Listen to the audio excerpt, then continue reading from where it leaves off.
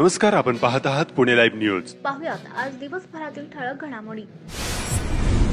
Bank खात्याची गोपनीय माहिती मिळवून एका महिलेची 28,800 रुपयांची फसवणूक करण्यात आली। या प्रकरणी महिलेने आळंदी पोलीस ठाण्यात फिर्याद दिली आहे। त्यानुसार अज्ञाताच्या विरोधात गुन्हा दाखल करण्यात आला आहे।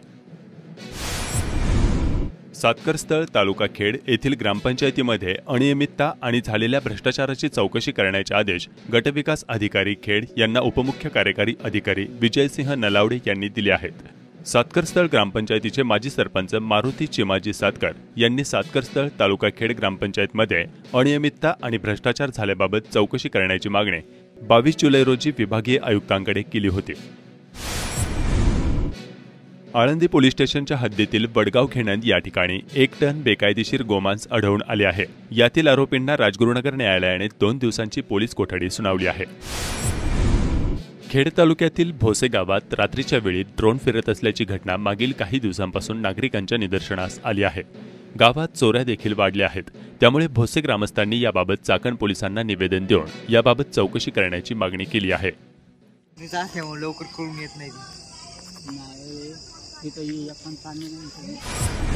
शिरूर लोकसभेतील नागरी हिताच्या महत्त्वाच्या प्रश्नांबाबत उद्योग मंत्री उदय सामंत यांच्या समवेत मंत्रालय मुंबई या ठिकाणी दिनांक 11 ऑक्टोबर 2023 रोजी माजी खासदार शिवाजीराव आढळराव पाटील यांनी बैठक घेऊन विविध विषयांना गती दिली। यावेळी झालेल्या बैठकीत खेडसेज बाधितांच्या 15% परताव्याची चर्चा झाली। चाकण शहर पाणीपुरवठा योजनेकरिता पश्चिम महाराष्ट्र विकास महामंडळाची खुली जागा खास बाब म्हणून निशुल्क अथवा नाममात्र भाडेपट्ट्याने चाकण नगर परिषदेस मिळावे याबाबत देखील चर्चा झाली। विकास मंच चाकण यांनी महात्मा गांधी जयंती दिवशी चाकण विकास आराखड्याबाबत जाहीर धरणे आंदोलन केले होते। त्याची दखल उपमुख्यमंत्री व पुणे जिल्ह्याचे पालकमंत्री अजित पवार यांनी घेतली असून त्यांनी याबाबत शुक्रवारी दिनांक 13 ऑक्टोबर 2023 रोजी पुणे येथे बैठक लावलेली आहे। या बैठकीस खेड तालुक्याचे आमदार दिलीप मोहिते यांच्यासह सर्व संबंधित प्रशासकीय अधिकारी यांना देखील बैठकीस पाचारण करण्यात येणार असल्याचे समजते। आता चाकण विकास आराखड्याबाबत काहीतरी ठोस निर्णय होणार का याकडे सर्वांचे लक्ष लागले आहे। हायकोर्टाच्या आदेशानुसार राज्यभरातील प्राथमिक शाळांतील विद्यार्थ्यांना मूलभूत सोयीसुविधा कितपत आहेत याच्या तपासणी जिल्हा न्यायाधीश आणि तालुका पातळीवर महसूल, पंचायत समिती, शिक्षण विभाग आणि सार्वजनिक बांधकाम विभागाचे अधिकारी प्रत्येक शाळेत जाऊन पाहणी करत आहेत। खेड तालुक्यासह आंबेगाव आणि जुन्नर तालुक्यातील शाळा तपासणी खेड जिल्हा सत्र न्यायाधीश AM सय्यद हे करणार आहेत। खेड तालुक्यात शाळा तपासणी मोहीम सुरू करण्यात आली आहे। खेड तालुक्यातील 404 प्राथमिक शाळांसह आळंदी नगर परिषदेच्या 4 शाळा तपासण्यात येणार आहेत। पश्चिम भागातील शाळांची तपासणी करण्यासाठी जिल्हा न्यायाधीश AS सय्यद, प्रांत जोगेंद्र कट्यारे, उपविभागीय पोलीस अधिकारी सुदर्शन पाटील, गटविकास अधिकारी विशाल शिंदे यांच्यासह संबंधित अधिकारी करत आहेत। प्रशांत कर्णावट यांची भाजपा व्यापारी आघाडीच्या खेड तालुका अध्यक्षपदी निवड करण्यात आली आहे। पिंपरी चिंचवड पोलीस मुख्यालयात ऑन ड्युटी असलेले PSI सोमनाथ झेंडे यांनी ऑनलाईन जुगारात 1.5 कोटी रुपये जिंकले आहेत। बांगलादेश विरुद्ध इंग्लंड या क्रिकेट सामन्यावर त्यांनी हा जुगार जिंकला आहे। या प्रकरणात गृहमंत्री देवेंद्र फडणवीस यांच्याकडे तक्रार करण्यात आली असून आता पोलीस उपनिरीक्षक सोमनाथ झेंडेंची पोलीस उपायुक्तांकडून चौकशी होणार आहे। ऑनलाईन जुगार खेळून करोडपती झालेला पिंपरी चिंचवडच्या दंगलविरोधी पथकात शिक्षा म्हणून सध्या काम करीत असलेल्या या सोमनाथ झेंडे यांना 2 वर्षांपूर्वी चाकणमधील लाचखोरीत अटक झाली होती। सोमनाथ झेंडे चाकण पोलीस ठाण्यात कार्यरत असताना डिसेंबर 2021 मध्ये आलेल्या एका तक्रारीतील संशयिताविरुद्ध कारवाई न करण्यासाठी त्यांनी 85,000 रुपयांची लाच मागून ती आपल्या हस्तकाच्या माध्यमातून घेतली होती। त्यात अटक होऊन त्यांचे निलंबन झाले होते। 6 महिन्यांच्या निलंबनानंतर ते पुन्हा पोलीस सेवेत आले, पण त्यांना साईड ब्रँच देण्यात आले। ऑन ड्युटी असताना गेम खेळल्याने कर्तव्यात कसूर केल्याचा आरोप त्यांच्यावर काही जणांनी केला। याबाबतची तक्रार थेट राज्याच्या गृहमंत्र्यांनाही करण्यात आली आहे। खेड तालुक्यातील 24 गावांच्या पोलीस पाटील भरती प्रक्रियेतील 80 मार्कांची लेखी परीक्षा रविवार दिनांक 8 ऑक्टोबरला झाली। 106 पैकी 104 उमेदवारांनी राजगुरुनगर येथील हुतात्मा राजगुरू महाविद्यालयात दिलेल्या परीक्षेचा निकाल जाहीर करण्यात आल्याची माहिती प्रांत जोगेंद्र कटारे यांनी दिली। यामध्ये गोलेगाव पोलीस पाटील पदासाठी एक उमेदवारी प्रस्ताव दाखल झाला होता, मात्र संबंधित उमेदवाराला अपेक्षित गुणच मिळाले नाहीत। तर मेदनकरवाडीतील 2, गोलेगाव आणि रोहकल या 3 गावांमधील 4 उमेदवार परीक्षेत अपात्र ठरले आहेत। त्यामुळे पात्र गुण मिळालेल्या 100 उमेदवारांच्या मुलाखती शुक्रवार दिनांक 13 ऑक्टोबरला प्रांत कार्यालयात सकाळी 8 वाजता प्रशासकीय समितीतील विविध अधिकाऱ्यांच्या उपस्थितीत पार पडणार आहेत। बुधवार दिनांक 18 ऑक्टोबरला पात्र झालेल्या 23 गावातील पोलीस पाटीलांच्या नियुक्तीची यादी सायंकाळी 6 नंतर प्रसिद्ध केली जाणार असल्याची माहिती प्रांत कट्यारे यांनी दिली। कांदा पिकाचे अर्थकारण आणखी लाभदायी व्हावे यासाठी आज गुरुवारी 12 ऑक्टोबर 2023 रोजी राजस्थान येथील शेतकऱ्यांनी खेड तालुक्यातील राजगुरुनगर येथील कांदा लसूण संशोधन केंद्राला भेट देऊन माहिती घेतली।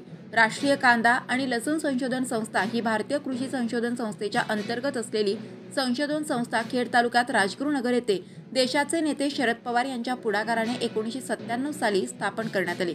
या संस्थेत कांदा आणि लसूण या पिकांवर संशोधन केले जाते।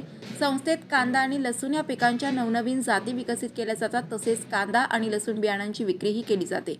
येथील शास्त्रज्ञ संशोधक नवीन उत्पादन तंत्रेही विकसित करत असतात। देशभरातून येथे शेतकरी अभ्यासासाठी येतात।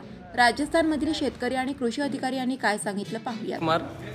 हम राजस्थान के सिरोही जिले से एग्रीकल्चर विभाग की तरफ से यहाँ पे एक्सप्लोजर विजिट के लिए आए हैं। यहाँ पे हमको प्याज अनुसंधान केंद्र में लहसुन और प्याज की वैरायटी और कैसे खेती की जाती है उन्नत तकनीक से, ड्रिप सिंचाई के बारे में, रोगों के बारे में और अलग अलग वैरायटी के बारे में बताया गया है। और रबी और खरीफ की दोनों अलग अलग वैरायटी के बारे में बताया गया है। रोग कौन कौन से आते हैं, उसमें कौन कौन से दवाई का छिड़काव किया जाना चाहिए, और फंगस के बारे में जो रोग आते हैं उनके बारे में बताया। खरपतवार नाशकों के बारे में सब कुछ विस्तार से वैज्ञानिक साहब ने बताया। उनका धन्यवाद। राम खत्री है। अच्छा, कहाँ के आप? हम सिरोही जिले से हैं। अच्छा, और हम महाराष्ट्र और गुजरात में किसानों के भ्रमण के साथ में आए हैं और बहुत अच्छा लगा महाराष्ट्र में आने से, और खेती के बारे में ज़्यादा जानकारी मिली। हमारे वहाँ एरंडा होता है, सरसों होता है, गेहूँ होता है, जीरा होता है, पपीता भी बोते, कोई फलदार बोते, अनार बोते। मैं राजस्थान से कृषि विभाग से सहायक कृषि अधिकारी।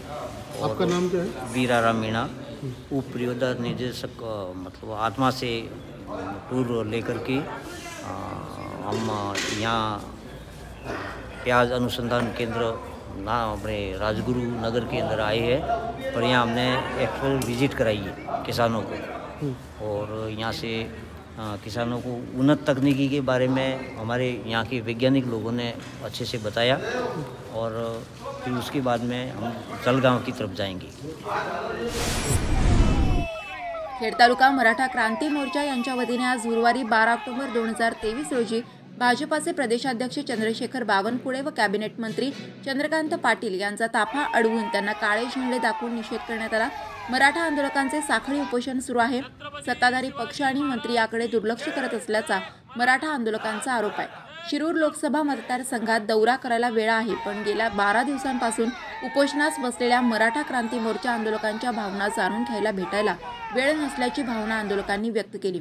अखेर शिरूर लोकसभा दौरा उरकून माघारी जाणाऱ्या भाजप नेत्यांना काळे झेंडे दाखवून आंदोलकांनी आपल्या संतापला वाट करून दिली। खेड तालुक्यातील मराठा आंदोलन देशभर गाजले आहे। पुढील काळात हे आंदोलन आणखी तीव्र होणार असल्याचे संकेत मिळत आहेत। वाहन उद्योगाची पंढरी म्हणून लौकिक असलेली चाकण एमआयडीसी बंद पाडून राज्य आणि केंद्र शासनाचे लक्ष वेधण्याचा प्रयत्न आंदोलक करणार आहेत। एकूणच याबाबत आंदोलक काय म्हणतायत पाहूयात। मराठा क्रांती मोर्चा खेड तालुक्याच्या वतीने 1 तारखेपासून हे बेमुदत साखळी उपोषण चालू केलेलं आहे। त्यामध्ये अनेक गावं सामील झालेली आहे। कमीत कमी अजून 100 गावं शिल्लक आहे। कारण गावं इतकी आहे, लोकांची संख्या इतकी आहे की एका दिवशी 5-5, 6-6 गावं येणं शक्य नाही, बोलवणं शक्य नाही। कारण लोकांची संख्या जास्त असल्यामुळे आम्ही विभागून दिलेले आहे। आणि आजचा 12वा दिवस आहे। अजून आम्ही साधारण 24 तारखेपर्यंत आंदोलन करणार आहे। परंतु 24 तारखेनंतर या शासनाला या खेड तालुक्यातल्या हुतात्मा राजगुरूंच्या भूमीमध्ये कशा पद्धतीचे आंदोलन होतं हे कळून, म्हणून आमची शासनाला विनंती आहे की आपण आमचा अंत पडू नये। कारण इथून पाठीमागे आम्ही आंदोलन ही शांततेच्या पद्धतीने केले। महाराष्ट्रामध्ये 58 मोर्चे मराठा क्रांती मोर्चाने अतिशय शांतपणे केले।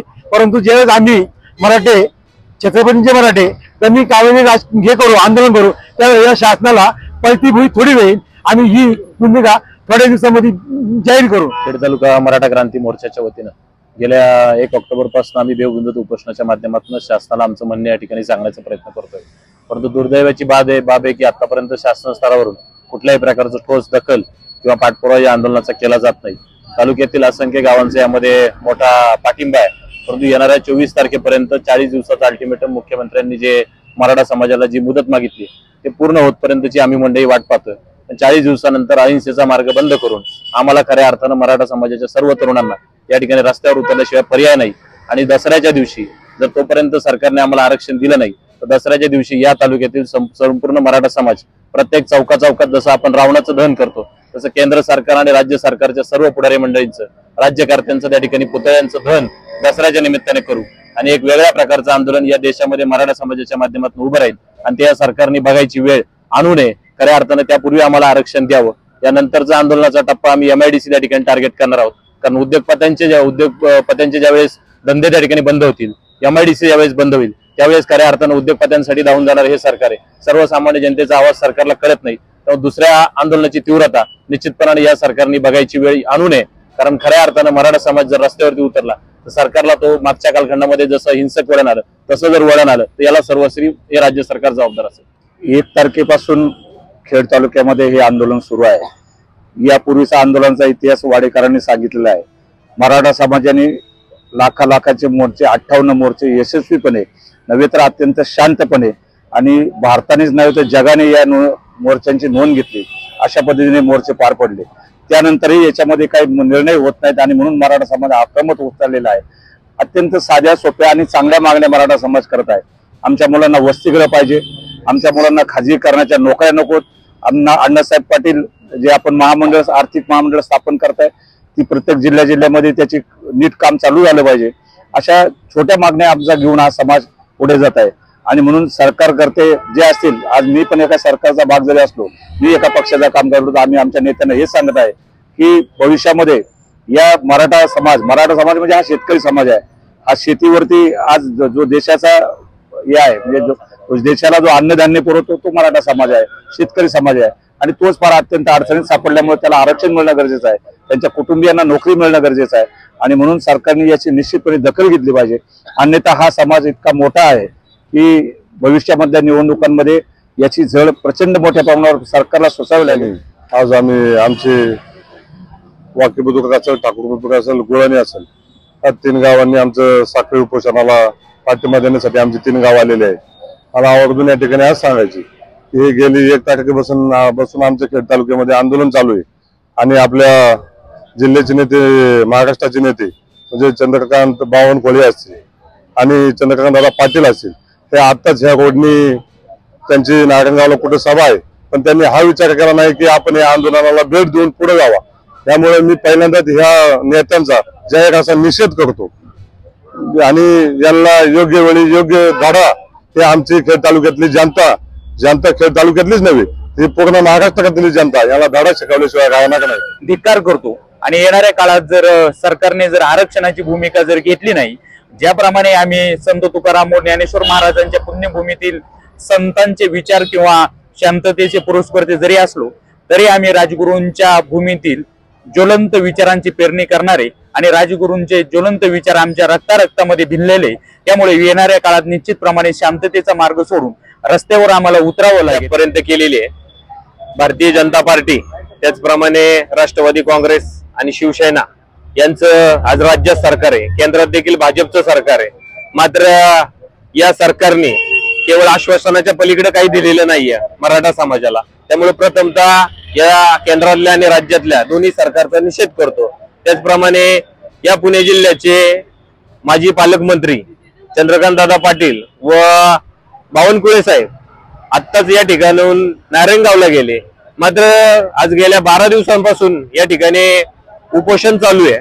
मात्र त्यांना या ठिकाणी बायपासने जावं लागलं, गेले ते पण या ठिकाणी येऊ शकले नाही। म्हणजे इतकी सरकारमध्ये मराठा समाजाच्या बाबतीमध्ये।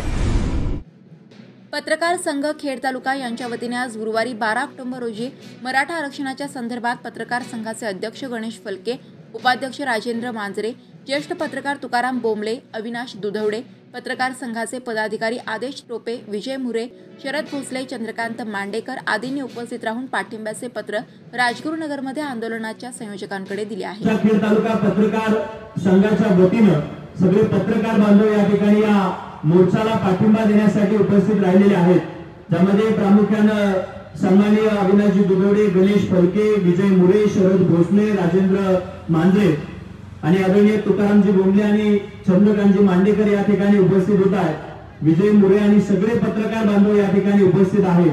त्यामुळे या मागण्यांचं पत्र या ठिकाणी मराठा क्रांती मोर्चाचे समन्वयक आदरणीय चाकणमधील वाहतूक कोंडीच्या पार्श्वभूमीवर चाकण विकास मंच यांनी केलेल्या मागणीच्या अनुषंगाने राष्ट्रीय महामार्ग विकास प्राधिकरण म्हणजेच NHAI विभागाच्या अधिकाऱ्यांनी आज गुरुवारी 12 ऑक्टोबर 2023 रोजी चाकणमध्ये महामार्गाची पाहणी केली। चाकणमधील आंबेटान चौक आणि तळेगाव चौक भागातील कोंडी सोडवण्यासाठी काही महत्त्वाचे निर्णय घेण्यात आले आहेत। चौकांचे रुंदीकरण आणि लगतची अतिक्रमणे काढण्यासाठी संबंधित विभागांना सूचना देण्यात आल्या। येथील राष्ट्रीय महामार्गाचे बहुप्रतीक्षित काम कधी सुरू होणार याबाबत मात्र अधिकाऱ्यांनी सोयीस्करपणे चुप्पी साधली। आजच्या या पाहणीनंतर महामार्ग विकास प्राधिकरण, महावितरण आणि चाकण पालिकेच्या मुख्याधिकाऱ्यांनी काय सांगितले पाहूयात। आणि हे जर ट्रॅफिकचा जो इश्यू आहे तो सोल्युशन त्याला सॉल्व्ह करायला जे काही उचित काम करायचं आहे त्याचं पूर्ण डिटेल सर्वे करून तो संबंधितांना पाठवू आणि एका आठवड्यामध्ये हा रिपोर्ट सबमिट करून आम्ही तुम्हाला पण त्याची एक प्रत करू।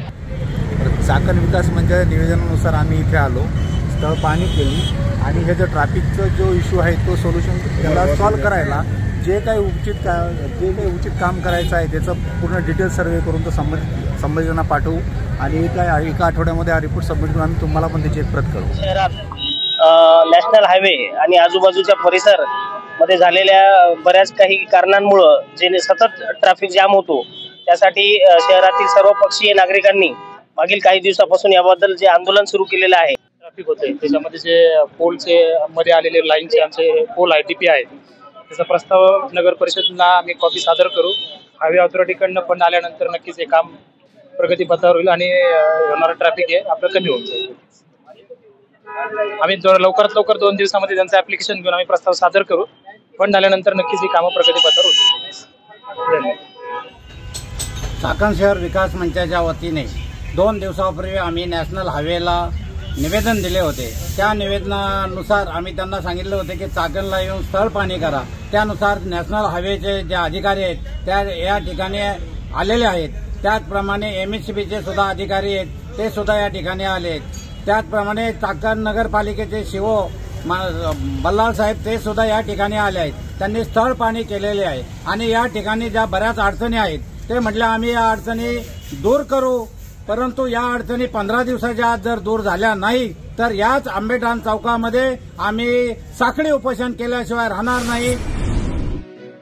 आदिवासी तरुणांना कृषी, निसर्ग व साहस पर्यटनात मोठ्या प्रमाणात संधी आहेत।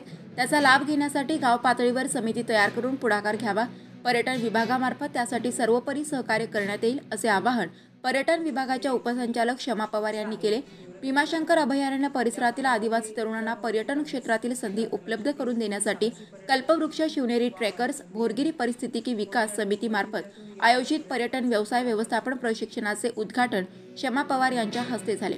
यावेळी त्या बोलत होत्या। क्षमा पवार, उपसंचालिका पर्यटन विभाग, पुणे विभाग, महाराष्ट्र शासन। आज खेड तालुक्यातल्या भोरगिरी या गावामध्ये आदिवासी प्रकल्प अधिकारी तसेच वन विभाग आणि पर्यटन विभाग यांच्यासोबत शिवनेरी ट्रेकर्स यांच्या संयुक्त विद्यमाने आयोजित केलेल्या पर्यटन व्यवसाय प्रशिक्षण शिबिरामध्ये मी सहभागी झाले होते। इथे जवळपास 50 तरुण आदिवासी मुलांशी आम्ही संवाद साधला। या भागामध्ये असलेल्या पर्यटन संधींबाबत मार्गदर्शन करता आलं। मुलांनाही फार या विभागामध्ये किंवा या व्यवसायामध्ये उतरून पुढे यायची इच्छा आहे ही तीव्रतेने जाणवली। या भागामध्ये इथला भौगोलिक अभ्यास केला तर लक्षात येईल की साहसी पर्यटनाला देखील खूप वाव आहे, संधी आहे। पुणे आणि मुंबई जिल्ह्यातून येणाऱ्या पर्यटकांसाठी आकर्षक अशी खूप सारी लोकेशन्स इथे आहेत। तर या सगळ्याच्या अनुषंगाने इथून पुढच्या काळात या तरुणांना पर्यटन विभागाकडून हर एक पद्धतीचं मार्गदर्शन आणि सहकार्य 100% राहील। याच्यामध्ये कृषी पर्यटन आणि साहसी पर्यटनाच्या अनुषंगाने शासनाची जी धोरणं आहेत त्याची माहिती आम्ही आज सर्वांना इथे दिलेली आहे। त्याच्यामध्ये इथून पुढच्या काळात या गावामध्ये प्रत्येक गावात 7 गावातून जवळपास हे तरुण आलेले आहेत। तर त्यांनी आपल्या प्रत्येक गावामध्ये आपली एक समिती पर्यटन विकासाची नेमावी आणि त्याच्या माध्यमातून पर्यटन विभागाशी समन्वय साधून या पर्यटन विकासाच्या संधी आपल्या गावात उपलब्ध करून द्याव्यात असं मी आवाहन या निमित्ताने सर्व तरुणांना करते। धन्यवाद। नवरात्र उत्सवाला रविवार 15 ऑक्टोबर या घटस्थापनेच्या दिवसापासून सुरुवात होत आहे। बैलपोळा सण अमावस्येला शनिवार दिनांक 14 ऑक्टोबरला खेड तालुक्यात सर्वत्र मोठ्या उत्साहात साजरा होणार आहे. मातीच्या बैलांसह बैलपोळ्याला लागणाऱ्या विविध सजावटीच्या साहित्याने आणि नवरात्र उत्सवाला लागणाऱ्या साहित्याने राजगुरुनगर येथील बाजारपेठा गजबजल्या आहेत. नमस्कार, आपण पाहत आहात पुणे लाईव्ह न्यूज.